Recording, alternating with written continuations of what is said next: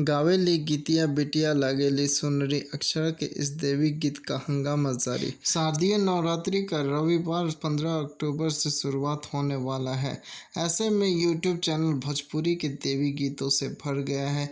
नए भोजपुरी देवी गीतों ने रिलीज के साथ ही हंगामा मचाना शुरू कर दिया है। आपको बता दें कि इस सब के बीच भोजपुरी की सुपरहिट अभिनेत्री और अपनी आवाज़ से भोजपुरी के दर्शकों को अपना दीवाना बना देने वाले अक्षरा सिंह का नया भोजपुरी देवी गीत रिलीज के साथ ही जमकर वायरल हो रहा है।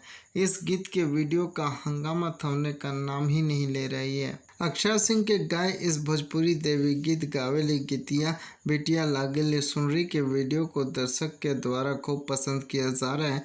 इस गाने का हंगामा आपको हर पूजा पंडाल में सुनने को मिलेगा। गाने के वीडियो में अक्षरा सिंह माता के भजन पर झूमती हुई और मां से मन्नतें मांगती नजर आती है। इस वीडियो में अक्षरा सिंह एकदम मां के भक्ति भाव से नजर आ रही हैं। वह एकदम नवरात्रि के लिबास में खूब जच रही हैं। साड़ी में अक्षरा सिंह इस गाने में बेहद खूबसूरत नजर आ रही हैं। इस गाने में अक्षरा सिंह की आवाज़ भक्तों को मां की भक्ति के रंग से भर देने के लिए काफ़ी है।